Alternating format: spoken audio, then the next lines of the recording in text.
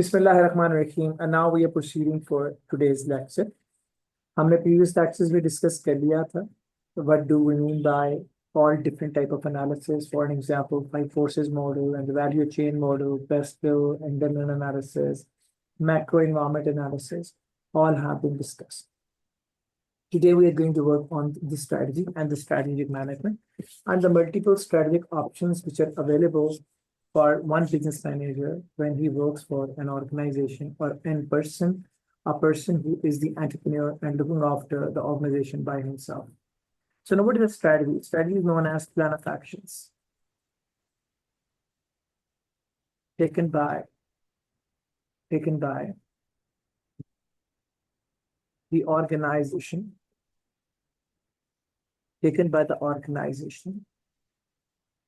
over a period of time,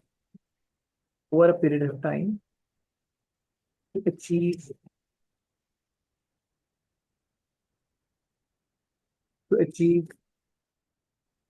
the organizational objectives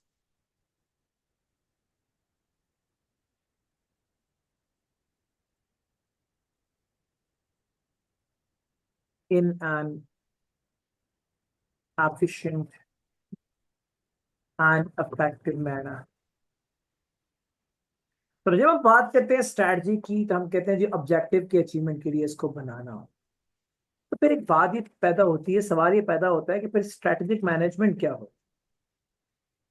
what is strategic management? Strategic management होता है designing cross departments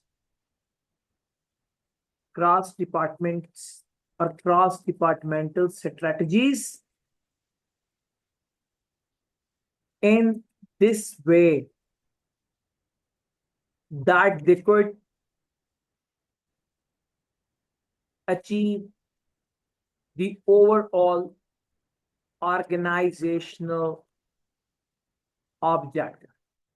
For an example, if we want to sell the car and the customers are saying that the car price should be reduced. For an example, Mercedes conducted a survey.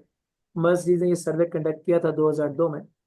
तो company conducts अ सर्वे और customer कहते हैं जी हम satisfied तो हैं, लेकिन अगर गाड़ी की कीमत इसी तरह बढ़ती रही तो शायद हम कस्टमर्स ना रहे. तो अब हमने क्या किया, मर्सिडीज ने कंपनी की कीमत को या गाड़ी की कीमत को कम करने के लिए Mercedes company went for a step and what they did, they tried to bring the price down by 20%, but what they have decided, उन्होंने एनालाइज किया गाड़ी के जो उनका सस्पेंशन था स्टील का, उसको लोहे से अगर रिप्लेस कर दिया जाता तो गाड़ी की कीमत को 20% कम किया जा सकता था without compromising the overall quality of the car and the life of the car as well.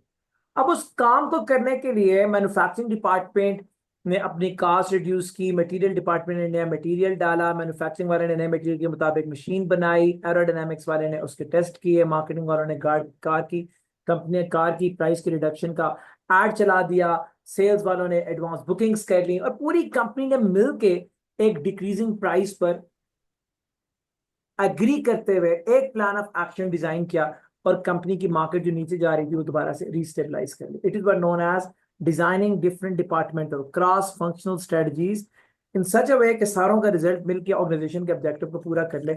इसको हम कहते हैं स्ट्रेटजी. कौन सी? इसको हम कहते हैं strategic management. Okay, so strategy plan of action है और स्ट्रेटेजिक मैनेजमेंट जो है वो डिफरेंट स्ट्रेटजीज को ऐसे बनाना कि ऑर्गेनाइजेशन का ऑब्जेक्टिव अचीव हो जाए. It is known as strategic management. अब जब हम बात करते हैं ऑर्गेनाइजेशन में और उसमें अंदर डिफरेंट एनालिसिस की, तो organisational development is the prime concern if we talk about the SBL. अगर मैं बात करता हूँ SBL के बारे में, तो SBL के अंदर organizational development is the important thing that we should look into. तो organization development के लिए the first type of strategies that we should discuss and should be known to are known as sales growth strategy.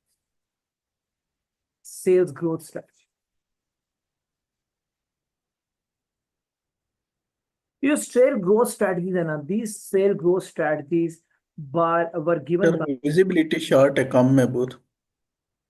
Screen की visibility जो है ना बहुत कम है. गो head, continue करें sir. So now, Sales growth strategies. And sales growth strategies were introduced by a person known as Ansoff. Ansoff सब कहते थे that if you want to increase the sales, if you want to increase the sales of an organization, if you want to increase the sale of an organization, there can be 4 options available with one company. Number 1, the first option available is known as product development.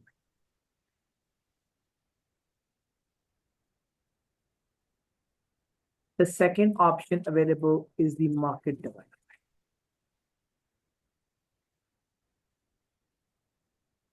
The third option available is market penetration. And the fourth option available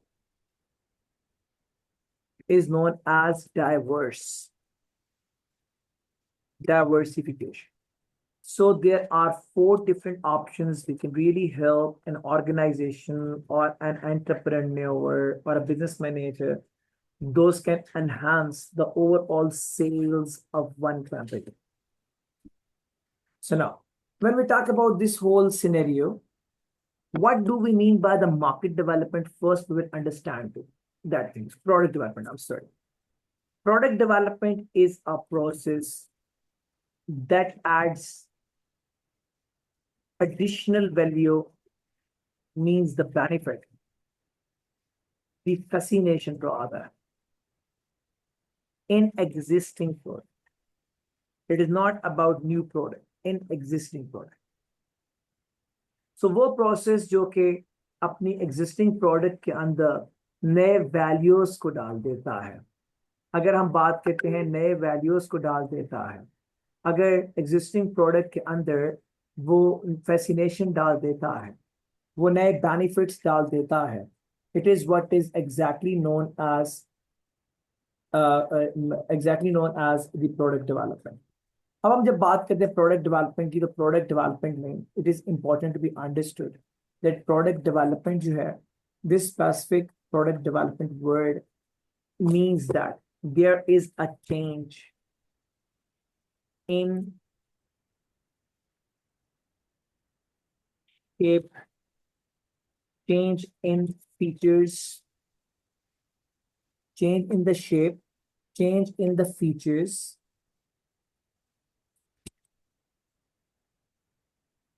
change in packaging, change in the life, change in making technology of a product. So these all things contribute towards a concept of product development. So now, it is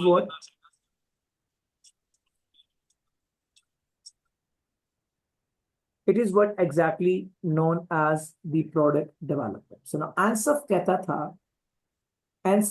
था कि अगर आप product development करेंगे तो product development के करने से existing market के अंदर आपकी प्रोडक्ट के लिए जो कस्टमर की क्यूरियोसिटी है, जो कस्टमर की एग्जिस्टिंग प्रोडक्ट के लिए फैसिनेशन है, वो एनहांस कर जाए.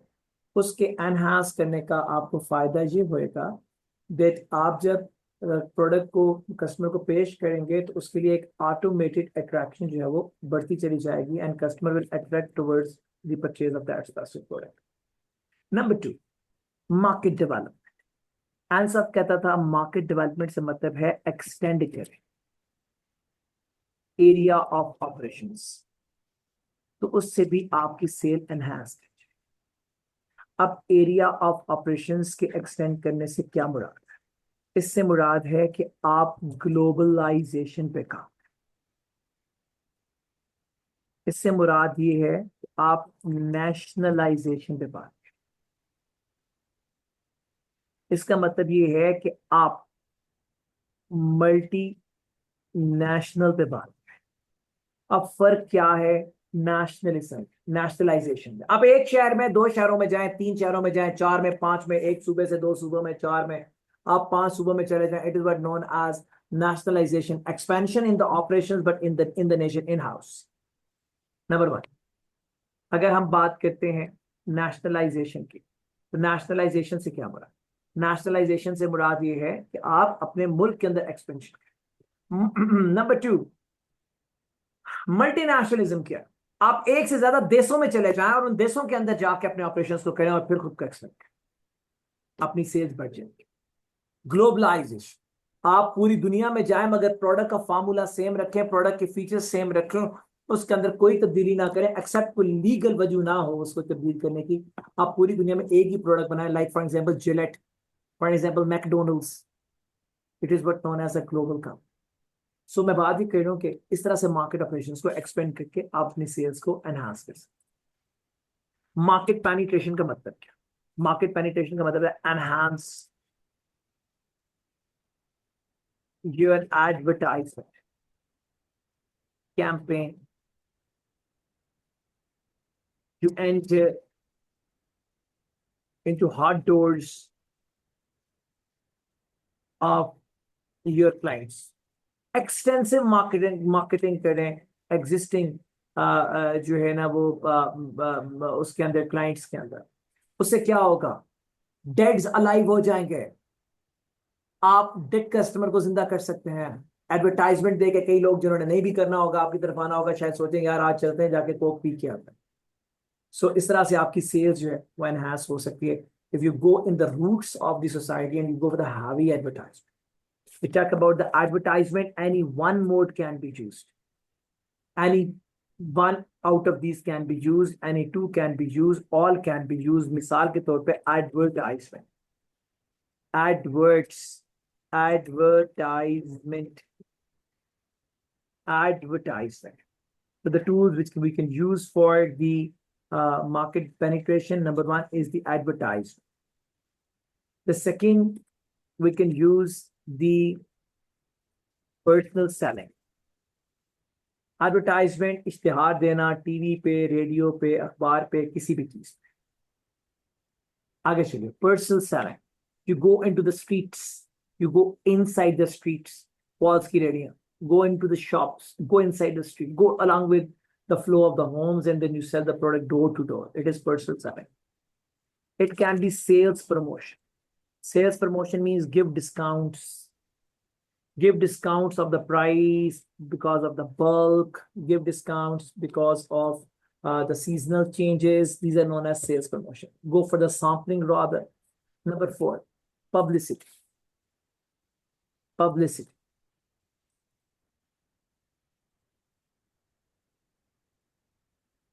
Publicity means go for the hoarding boards, go for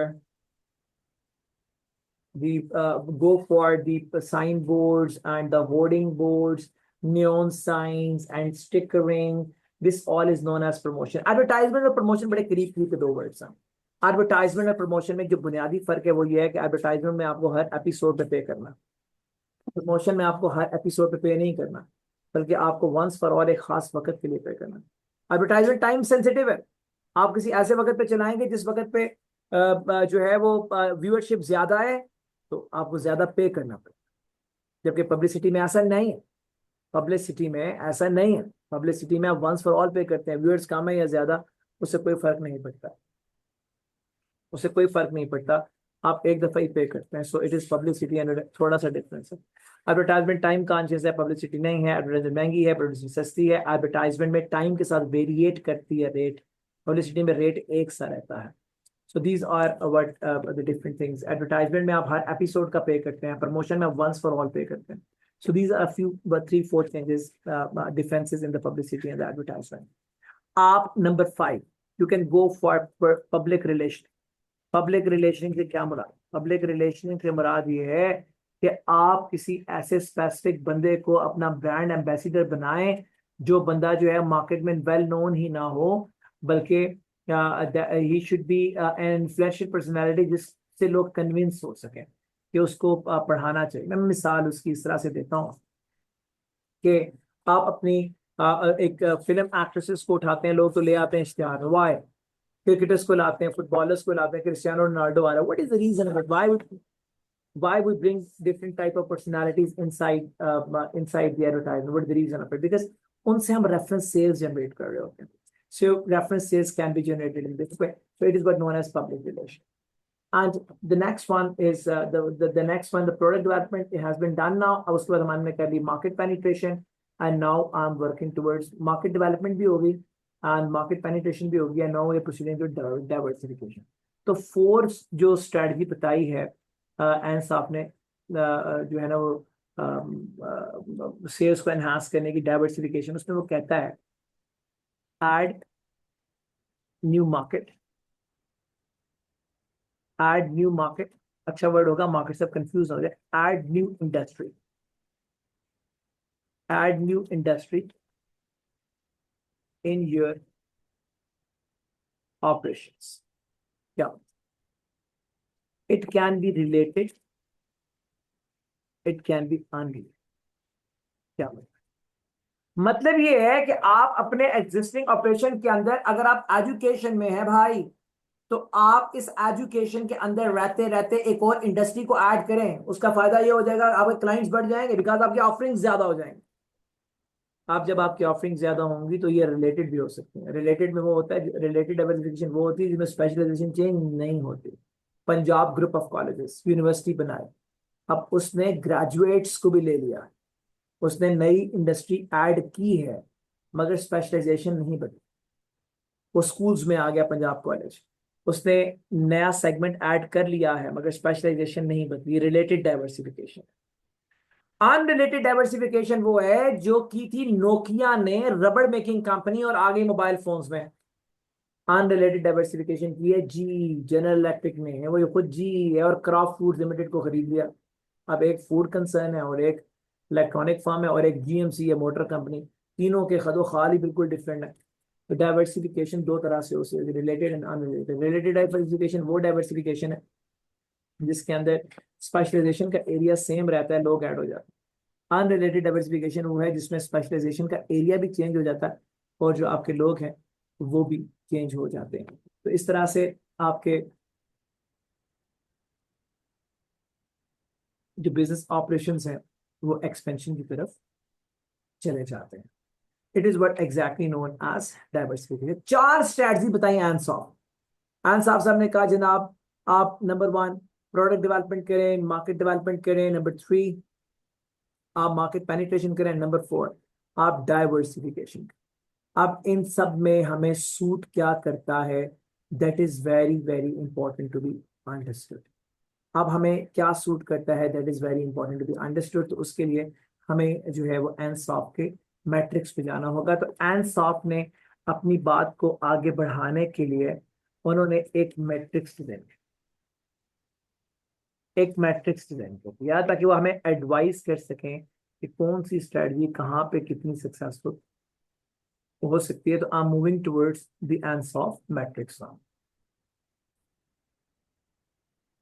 Now this is the matrix in front of us and this belongs to ANSOF. ANSOF कहता है कि अगर आपका प्रोडक्ट भी एग्जिस्टिंग हो और आपका मार्केट भी एग्जिस्टिंग हो, जहां पे उन्होंने लिया है मार्केट ऑन वाई एक्सिस से, एक्स एक्सिस पे उन्होंने दिया है आपके प्रोडक्ट को। मैंने कहा जब प्रोडक्ट एग्जिस्टिंग हो और आपके कस्टमर भी एग्जिस्टिंग हो और आपको सेल बढ़ानी है, तो market penetration will be the best strategy. दबा के एडवर्टाइजमेंट कर, कई आपके जो कोल्ड कस्टमर्स हैं वो भी अलाइव हो जाए, सेल्स बढ़ते।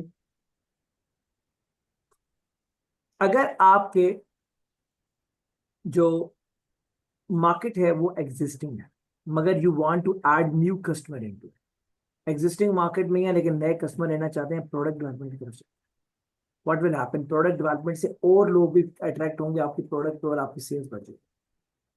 अगर आपका मार्केट नया है, अगर आपका मार्केट नया है फॉर एग्जाम्पल, और प्रोडक्ट एग्जिस्टिंग है, मार्केट से मुराद है कि नए लोग, मार्केट से मुराद है नई जगह। अगर आपका मार्केट नया ये चाहते हैं और सेल बढ़ाना चाहते हैं एग्जिस्टिंग प्रोडक्ट की, तो आप अपनी जियोग्राफिक डेवलपमेंट करते जाएं, एरियाज बढ़ाते जाएं, you will turn into the market development stage. और अगर आपके मार्केट्स कस्टमर भी नए हैं और आपका प्रोडक्ट भी नया, तो आपको डाइवर्सिफिकेशन स्ट्रेटजी को लेके आना है when both are new. So it is what the matrix designed by the ANSOF. So if old product, old clients, market penetration, number one. Number two, old customers, new product, market development, sale बढ़ानी है तो अब आगे चले जाए। आपका product जो है, आपका प्रोडक्ट वो एग्जिस्टिंग, फॉर एग्जांपल, या आप प्रोडक्ट जो है ना वो एग्जिस्टिंग है लेकिन नए लोगों तक पहुंचना चाहते हैं, मार्केट डेवलपमेंट पे चले जाएं। और अगर आपने दोनों ले रखे हैं, प्रोडक्ट भी नया और कस्टमर्स भी नए, तो फिर हमारी स्ट्रेटजी होगी diversification strategy. So it was the matrix of the answer that he has given to us. हम वापस जा रहे हैं अपने राइट अप पे जो हम बना रहे थे, तो हमने मैट्रिक्स डिस्कस किया। After this one a very famous strategies were given। मैं इनको रेड कर रहा हूँ ताकि आपको बाद में पढ़ने में आसानी हो। Very famous strategies were given by a person, Michael Porter। Michael Porter ने Michael Porter Michael Porter ने हमें जो strategies दी, उसके बाद उनका नाम था Michael Porter strategy। और तीन थी ये। पहली का नाम माइकल पोर्टर ने कहा, if you want to increase the sale and you want to really demonstrate, number one, product development,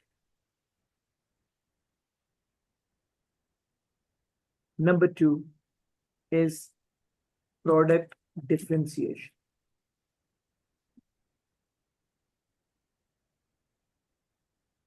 and third strategy that was given by Michael Porter, that was इनको generic strategies का नाम भी देता हूँ। Number three, it was product development, product differentiation, and number three, it was cost leadership। कहता है ये तीन काम करें, सेल्स बढ़ जाएंगे। प्रोडक्ट डेवलपमेंट तो वही हुई, adding new features in the product and then changing the shape and the colour and all rest blah blah बला जो हमने डिस्कस किया। डिफरेंशिएशन में माइकल पोर्टर कहता है कि अगर आप प्रोडक्ट डिफरेंशिएशन लेके आएंगे तो this will give you a competitive advantage. अगर आप डिफरेंट होंगे बाकियों से तो आपको कंपेटिटिव एडवांटेजेस मिलेंगे। कंपेटिटिव एडवांटेज क्या है? Advantage of firm one another, एक फर्म का दूसरी फर्म पर एडवांटेज जिसकी वजह से दूसरी फर्म को लोग खरीद रहे होते हैं। फिर सुने, competitive advantage is that specific advantage that is obtained by one firm on other, and because of which the customers purchase the product of one firm in comparison to firm number two। यानी कि एक है ए and company, दूसरी है B A company. अब A and company की product को customers खरीदें जिन फीचर्स की वजह से प्रायोरिटाइज करें ए एंड को on B, that is known as the product differentiation, and this gives us the competitive advantage। For an example, a practical life का, LG was out of Pakistani market, Sony का राज था, तो सोनी की जगह पर जगह बनाने के लिए LG ने what did it? LG came up in Pakistani market and he understood that Pakistani market में सोनी के लिए मार्केट बड़ी श्रिंक में स्ट्रॉन्ग है, लेकिन उसने एक बात आइडेंटिफाई की कि सोनी का कस्टमर सेल्स तो बहुत अच्छी है लेकिन आफ्टर सेल्स सर्विस डिपार्टमेंट बहुत कमजोर है, वारंटीज नहीं देता, चेक वारंटी है सिर्फ, खराब हो जाए तो कस्टमर रोता रहे, कुछ नहीं पता कहाँ जाए। LG जब पाकिस्तानी मार्केट में आया तो what LG did, he started giving 5 years warranty, 3 years replacement and further 2 years free parts। आप अंदाजा लगाएं, 5 years warranty with a peace of mind and their 0-day warranty, फर्क तो है, तो customers inclined towards LG और वहां पे चले गए। So this specific 5 years warranty was a competitive advantage of LG upon Sony, और इतना बड़ा ब्रांड पाकिस्तानी मार्केट उठा के बाहर फेंक दिया। So it is what known as the competitive advantage। मैं एक एग्जांपल कोट कर रहा हूँ। So product differentiation का मतलब है making product different than others। When you will make product different than others, you will get competitive advantage, and this competitive advantage will lead to the fascination, and this fascination will lead you to higher sales। It was these Michael Porter's approach towards this one। Cost leadership क्या है? Cost leadership है making products much cheaper than competitors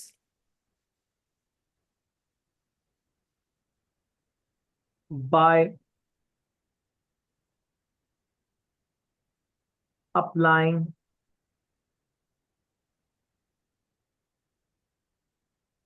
by applying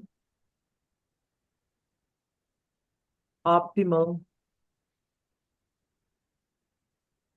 production level approach। Michael porter कहता था अगर आप अपने सारे resources को मुकम्मल तौर पर यूज करें, फॉर एन एग्जांपल आपके पास एक मजदूर है, 50 रुपए लेता है, आप 50 प्रोडक्ट्स बनवाएंगे उससे अगर, तो 1 रुपया पर प्रोडक्ट का एक्सपेंस पड़ेगा। ये ऑप्टिमल प्रोडक्शन लेवल है 15। आप 40 पे आ जाएंगे तो आपका कॉस्ट ऑफ प्रोडक्शन 1 से बढ़ के 1.25 पे हो जाएगा। 30 बनाएंगे तो ये 1.5 पे चला जाएगा, आप 1.45 पे। अगर आप उससे 25 प्रोडक्ट्स बनाएंगे तो 1.5 पे चली जाएगी आपकी cost. What do you mean with that? आप आहिस्ता आहिस्ता प्रोडक्शन बढ़ाते उस लेवल पे ले जाएं जहां पे आपका एमसी मार्जिनल कॉस्ट मिनिमम है। और वो कब मिनिमम होगा? जब सारे रिसोर्सेज फुल कैपेसिटी पे काम कर रहे होंगे। अगर आप 51st यूनिट ऐड करेंगे, एक मजदूर और डालना पड़ जाएगा, तो अब आपकी कॉस्ट ऑफ प्रोडक्शन 100 हो जाएगी 51 यूनिट पे। तो आपने अपना ऑप्टिमल डिस्टर्ब कर दिया। माइकल पोर्टर का कहना यह था कि अगर आप कास्ट लीडरशिप एक्वायर करते हैं ना, उसका सबसे बड़ा फायदा ये हो जाएगा कि आपकी प्रोडक्ट चीप हो जाएगी। And product quality is, if it is stronger and the product is cheaper than the competitors, this will increase again the fascination for the customers and it will turn into a competitive advantage and again it will result in the higher sales। वही बात जो मैंने ऊपर की है वही बात यहाँ रिलेट हो जाएगी। इसकी वजह से कस्टमर फैसिनेशन बढ़ेगी, इसकी वजह से आपकी सेल ऊपर निकल जाएगी एंड इसकी वजह से ये कॉम्पिटिटिव एडवांटेज आएगा। तो it is what the same thing that मैंने ऊपर डिस्कस की, वही बात इस स्ट्रेटजी में भी आसान से होती। सो माइकल पोर्टर ने जो स्ट्रेटजी थी जेनेरिक स्ट्रेटजीज के नाम से, Michael porter entered into generic strategies and then he has given a new approach and that approach was the generic strategies, product development, differentiation and cost leadership which can really help a company to increase the sales। अब मैं आता हूँ number 3। अब हम जब जाते हैं थोड़ा सा इससे और आगे, हम इससे और आगे जाते हैं जो हमने स्ट्रेटजी डिस्कस की हैं, तो यहाँ पे हमारे जो दो भाई थे Johnson and Scholtz. So Johnson and Scholtz, Johnson and Scholtz, Johnson and Scholtz, Johnson and Scholtz जो थे उन्होंने एक आइडिया प्रेजेंट किया। और जॉनसन एंड स्कॉल्स ने कहा देखें आप जो है ना जॉनसन स्कूल में आप अगर स्ट्रेटजी बना रहे हैं, स्ट्रेटजी बनाने का कोई फायदा नहीं है अगर आप जो है वो स्ट्रेटजी बनाते हुए आप इस बात का बिल्कुल भी अंदाजा नहीं रखते, अगर आपको इस बात का अंदाजा नहीं होता स्ट्रेटजी बनाते हुए कि कौन सी स्ट्रेटजी कस्टमर्स के लिए इफेक्टिव है और कौन सी नहीं, तो कोई फायदा नहीं उस स्ट्रेटजी को बनाने का। They have given an approach of strategic evaluation and this strategic evaluation approach was primarily focusing upon analyzing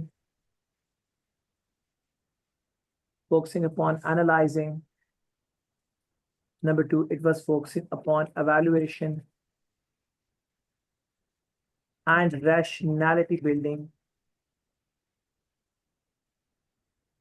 of any one strategy। मैंने कहा कि एक स्ट्रेटजी को अप्लाई करने से पहले मुख्तलिफ ग्राउंड्स पर एनालाइज, एवेलुएट और उसकी रैशनैलिटी को चेक कर ले तो उसको इंप्लीमेंट। रीजन भी है कि सिर्फ माइकल पोर्टर और एन साहब ने स्ट्रेटजीज नहीं दी हैं, there are many other strategies as well. For an example, one author came up with competition elimination, strategic options. अब इसमें पहला ऑप्शन उन्होंने क्या दिया? मर्जर्स कर। मर्जर से मुराद है फर्म ए और बी आपस में एक हो जाए, मैनेजमेंट भी एक हो जाए, प्रोडक्ट्स भी एक हो जाए, नाम भी कंबाइन हो जाए, मिलके काम करें, आगे चलते मर्जर्स कर। किसी और ने कहा एक्विजिशंस कर लें। एक्विजिशन से क्या मुराद है? अपने कंपटीटर को टेक अप कर लें। अब आप मैनेजमेंट एक नहीं कर रहे, उसको फारिग करें और खुद उस पर रूल करें, एक कंपटीटर कम हो जाएगा, आपकी शेयर बढ़ जाएगी। Number 3, joint ventures. कंपनी और कंपनी भी आपस में मिलती हैं, नाम एक हो जाए, मर्जर था, नाम एक नहीं होता, दोनों का नाम एग्जिस्ट कर रहा है, मैनेजमेंट अपनी अपनी है, ज्वाइंट वेंचर कहलाता है। मिल के काम करें एक फील्ड में, उससे भी आपकी प्रोडक्ट ऑफरिंग और गुडविल बेहतर हो जाएगी। मर्जर्स, ग्लैक्सोस्मिथक्लाइन, रैकेट जॉइसर, प्रॉक्टर एंड गैम्बो, ये सारी एग्जांपल्स मर्जर्स के। एक्विजिशन, वाल्स पोल्का, ये एक्विजिशन है। Joint venture FWO to Daewoo, ये जॉइंट वेंचर है जिन्होंने मोटरवे बनाया। ये 3 एग्जांपल्स हैं। सो कंपैरेटिव एलिमिनेशन स्ट्रेटजीज बन गए। फिर उसके बाद Johnson and Scholtz have given another approach. उनका था types of strategies. Types of strategy बहुत काम है इसमें। हम जब तक चलते जाएं, दिनों गुजरते जाएंगे, टॉपिक खत्म नहीं होगा, but we have to squeeze the things. हमने बंद करना है उनको किसी जगह पे। इन्होंने कहा जी स्ट्रेटजी मुख्तलिफ टाइप हो सकते हैं। पहली हो सकती है deliberate. Deliberate strategy. Deliberate strategy. Deliberate strategy कौन सी हो? डेलिब्रेट स्ट्रेटजी वो होती है जो जानबूझ के बनाई जाए, exactly according to design, according to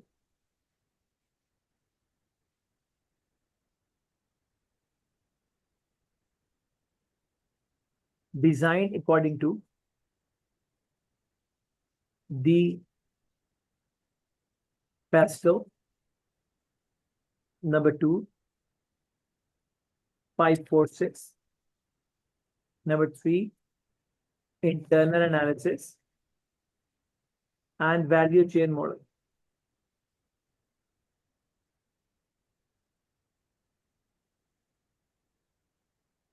So now it is what known as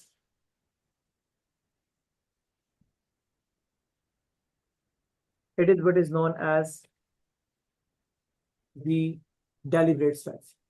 फिर इन्हीं ने कहा, जॉनसन एंड स्कॉल्स ने, कि डेलिब्रेट स्ट्रेटजी के का जो के बाद अगर कोई दूसरी स्ट्रेटजी बन सकती है तो that is what known as emergent strategy.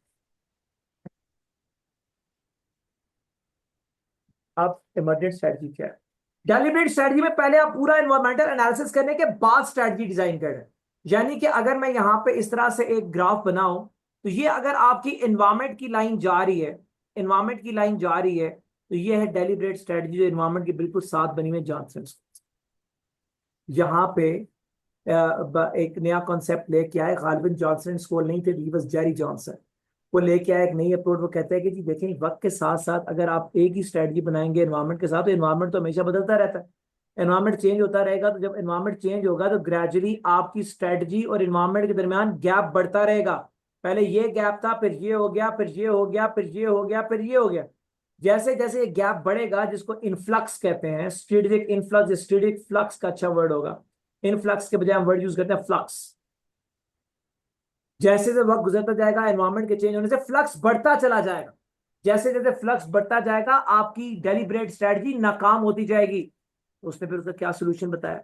वो कहता है डेलिब्रेट स्ट्रेटजी के बाद आप जिस स्ट्रेटजी पे काम करें, डेलिब्रेट स्ट्रेटजी के बाद आप जिस स्ट्रेटजी पे काम करें, उसका नाम होना चाहिए इंक्रीमेंटल स्ट्रेटजी। इंक्रीमेंटल स्ट्रेटजी जो वक्त के साथ थोड़ी थोड़ी बदलती रहे, रोलिंग बजटिंग की तरह वक्त के साथ बदलती रहा। 3 महीने बाद, 6 महीने बाद अवेलुएट करें, देखें आप किस तरफ जा रहे हैं, एंड बदलाएं चीजों को उसके मुताबिक। तो एक इंक्रीमेंटल स्ट्रेटजी भी दे दी उन्होंने। अब यहाँ पे एक साहब जो थे वो तशरीफ ले आए और उनका नाम था मिंट्सबर्ग। तो मिंट्सबर्ग ने ये बात की कि आप अगर डेलिब्रेट स्ट्रेटजी बनाएंगे, पर अगर आप जो है वो इंक्रीमेंटल स्ट्रेटजी बनाएंगे, तो याद रखें आपकी खाए डेलिब्रेट स्ट्रेटजी हो या इंक्रीमेंटल, एक वक्त तो आना है जिस वक्त पे जाके इन स्ट्रेटजी इनफेक्टिव हो जाना। तो कभी इमरजेंसी सिचुएशन हो ना, हम without any prior analysis, without any environmental PESTEL 5 forces value chain internal strength weaknesses analysis स्वॉट, हम स्वॉट वगैरह सबके बगैर हमें कभी कोई स्ट्रेटजी इमरजेंसी में बनानी पड़ सकती है। वो स्ट्रेटजी जो इमरजेंसी में बने, इमरजेंसी कंडीशन जो इमरजेंसी में बने, इमरजेंसी कंडीशन में, उसको हम कहते हैं emergent strategy, and it is designed without any prior analysis। इस तरह से टाइप ऑफ स्टडीज बढ़ती जा रही हैं। अब मैंने इस टाइप ऑफ स्टडीज पे मुझे 4 दिन लगा रहे थे, 4 दिन लगा रहूंगा। सो इसलिए हमने जो है ना वो चीज़ों को कहीं ना कहीं तो हमने लपेटना। अब जब मैं इन स्टडीज से आगे जाता हूँ तो फिर एक नई स्ट्रेटजिक टाइप जो है वो इमर्ज हो जाती है। For example, and it will be the pricing strategy. फिर एक और साहब आए, वो प्राइसिंग की स्ट्रेटजी पे आ गए। प्राइसिंग स्ट्रेटजीज प्राइसिंग स्ट्रेटजीज पे आ गए। प्राइसिंग स्ट्रेटजीज पे आए तो बहुत से ऑप्शंस निकल आए। पहला प्राइसिंग स्ट्रेटजी में एक ऑप्शन निकला कि हमें देना चाहिए जो प्राइस, हमें कैश डिस्काउंट देने चाहिए। फिर एक और साहब उठ के आए, उन्होंने कहा हमें बल्क डिस्काउंट देने चाहिए। फिर एक साहब आए, वो कहते हैं हमें पेनिट्रेशन प्राइसिंग करनी चाहिए। What is penetration pricing? Product की प्राइस को कम रखना इन द स्टार्टिंग टाइम ताकि प्रोडक्ट ज्यादा सेल हो जाए चाइनीज की तरह। नंबर 4, एक और साहब आए, उन्होंने कहा नहीं, हमें अपने ब्रांड इमेज बनाना चाहिए, तो हमें बड़ी प्राइस रखनी चाहिए शुरू में ताकि ब्रांड इमेज बन जाए। स्किमिंग प्राइसिंग स्ट्रेटजी का नाम दे दिया उन्होंने इसको, स्किमिंग प्राइसिंग। फिर एक और साहब आए, उन्होंने कहा जोन प्राइसिंग होनी चाहिए, हर इलाके में ट्रांसपोर्टेशन कॉस्ट के हवाले से प्राइस डिफरेंट होनी चाहिए, तो जोन प्राइसिंग स्ट्रेटजी आ गई। एंड इस तरह से प्राइसिंग स्ट्रेटजीज को बढ़ाते गए। हर एक अपना व्यू पॉइंट था कौन सी ठीक है। I am giving you just simple an idea that how the strategies can change. तो अब जब जॉनसन स्कोल आए ना, उन्होंने कहा यार कोई भी स्ट्रेटजी बना लो, उस स्ट्रेटजी को एनालाइज, एवेलुएट और रैशनलाइज करने से पहले आप उसको इंप्लीमेंट नहीं कर सकते। तो उन्होंने फिर एवेलुएशन क्राइटेरिया बताए, एवेलुएशन क्राइटेरिया। और ये एवेलुएशन क्राइटेरिया बताए उन्होंने, इसमें पहला क्राइटेरिया उन्होंने बताया स्ट्रेटेजिक स्ट्रेटेजिक लेंस अप्रोच। उन्होंने क्या सी अप्रोच दी? Strategic lens approach. Strategic lens approach में उन्होंने कहा कि 3 क्राइटेरिया, 3 लेंसेज पे स्ट्रेटजी को एवेलुएट करना है। पहला कहलाता है डिजाइन लेंस, दूसरा कहलाता है आइडिया लेंस, तीसरा कहलाता है एक्सपीरियंस लेंस। कहते हैं डिजाइन लेंस में आप क्या करेंगे? डिजाइन लेंस में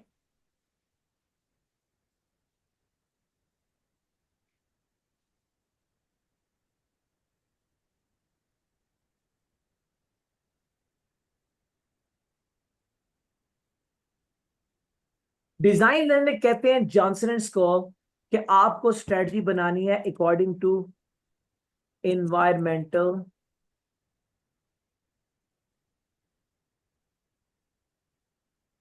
pestle,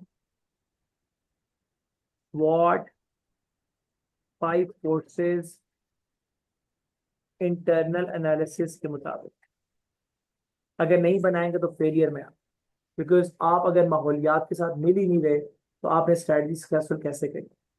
एंड देन नंबर 2,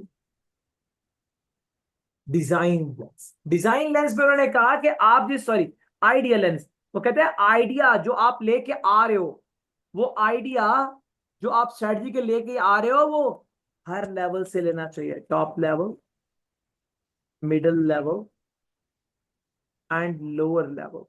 अगर हर तीनों लेवल से आप आइडिया लेके नहीं आएंगे तो what will happen, a time will come that your strategy will burst and it will be known as a failure. ऑन ही नहीं करेंगे टॉप मैनेजमेंट की स्ट्रेटजी को लोअर वाले, और लोअर वाले को मिडिल वाले, और मिडिल वाले को टॉप वाले। So what should we do?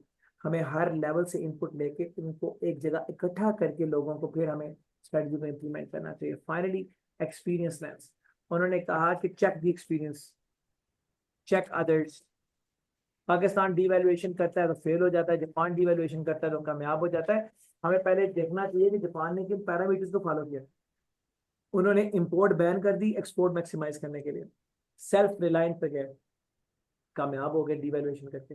हम करेंसी को डीवैल्यू करते हैं और इंपोर्ट नहीं रोकते, इंपोर्ट दुगनी और महंगी हो जाती है, बजाय प्रोडक्ट सस्ती होकर एक्सपोर्ट हो, प्रोडक्ट की कीमत 3 गुना बढ़ जाती है, एक्सपोर्ट भी रुक जाती है, इंपोर्ट भी तबाही मचा देती है। तो कहता है जॉनसन स्कोल ने कहा कि आप जब एक स्ट्रेटजी बनाए ना, उसको एक्सपीरियंस लें, पहले इस तरह का कोई काम किया तो देख लें पहले क्या नतीजा निकला था, अच्छा था या बुरा, कंपेयर कर लें। अगर अपना कोई एक्सपीरियंस नहीं है तो किसी और का एक्सपीरियंस देख लें स्ट्रेटजी के मामले में कैसा था, और उसके एक्सपीरियंस की रोशनी में एक स्ट्रेटजी को इंप्लीमेंट करें, तो ये एवेल्युएशन हो गई। लेकिन जब भी हमने एवेल्युएशन करनी है on Johnson and Scholes strategic lenses, तो 3 लेंसेज का स्ट्रेटजी को कंपेयर करें। Furthermore,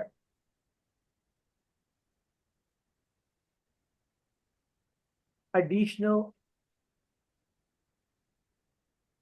measures for strategic stress, for strategic success. Number 1, वो कहते हैं मजीद में ये आपको बताना है कैसे सक्सेसफुल हो सकते हैं। आप आइडिया, आप किसी भी स्ट्रेटजी को 3 क्राइटेरिया पे लेके आओ, कंपेयर करो लिकट स्केल पे। लिकट स्केल होता है ना 1 फॉर मिनिमम 5 फॉर मैक्सिमम। तो आप हर स्ट्रेटजी को जो आप बना रहे हैं ना, वो उसको लिकट स्केल के ऊपर लेके आए और 3 क्राइटेरिया पे एवेलुएट करें। पहला क्राइटेरिया कहलाता है सूटेबिलिटी।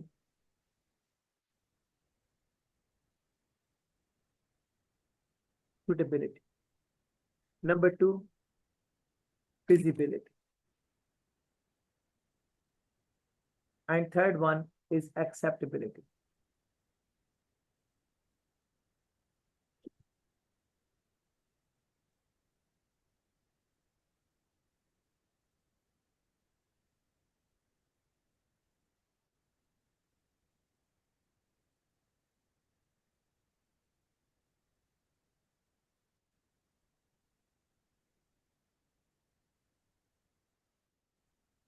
सूटेबिलिटी में क्या कहता है ऑथर? ऑथर कहता है कि देखें, आपका कंपटीशन आ रहा है गैर मुल्क से, मीन्स कि आपकी गाड़ियां, इंपोर्टेड गाड़ियों की तादाद पाकिस्तान में बढ़ने जा रही है।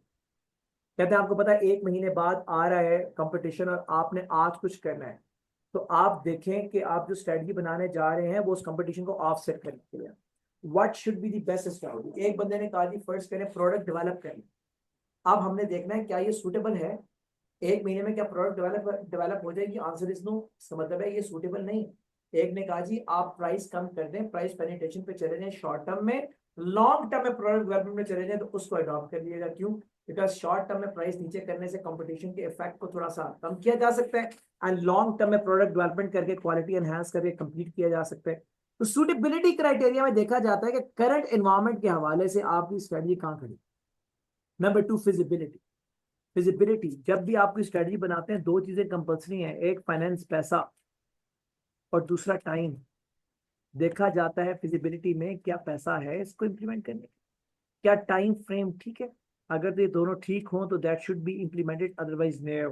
Number 3 acceptability. Take approval